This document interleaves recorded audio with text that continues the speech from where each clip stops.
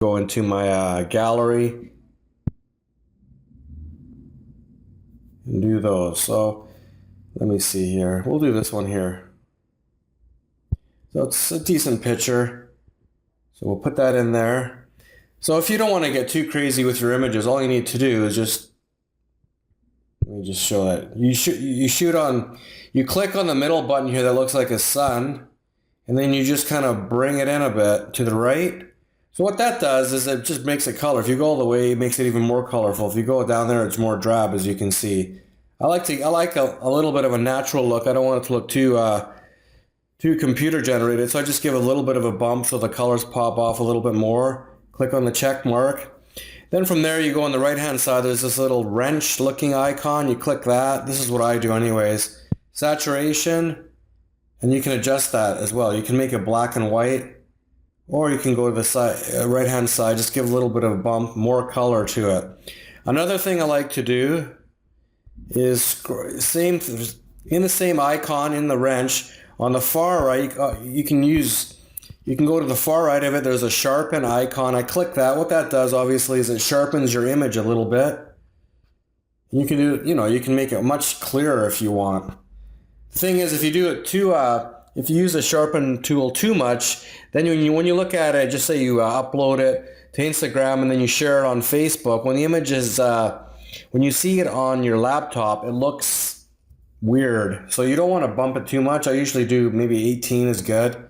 Click the check mark again. And from there, if you want to do different things, there's so many different options here, right? Highlights. You can hit the highlights if you want as well. And then the vignette, I don't really use this, but just kind of gives it a little bit, if you look at it, it gives it a little bit of a darkness to the edges. The shadows, that'll just make color up the shadows or darken them. I don't really use that either. And then adjust, well, you can basically adjust how the image looks. But that's about it. So that's what I do. That's all I do to make it look natural. Obviously, you can use a variety of different filters. Maybe I should show you that as well. So we'll go here. So there's a bunch of different filters you can use here, obviously, to give it different looks and feels. This one doesn't look too bad. Once again, I like to keep my images looking natural. So usually I just adjust it a little bit. If you click on the Manage button here, you can actually turn on or off.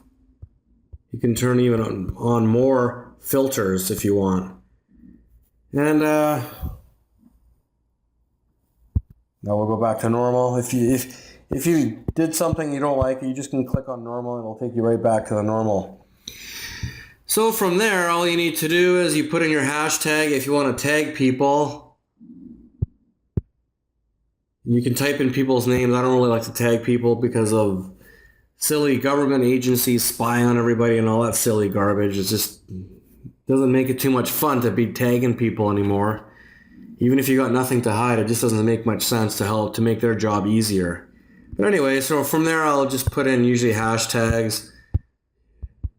Railroad crossing, or whatever the hell you want to do, right? And then you just, that's it. You click on that, you're done. And there you go. And that's about it. Thanks for watching this video on how to edit your photographs on Instagram. That was just one method that I use to make your regular pictures look a little more colorful, a little more saturated with color, because usually they're pretty drab looking. So if you do this, it sure definitely helps to give a little bit of a bump. Thank you very much.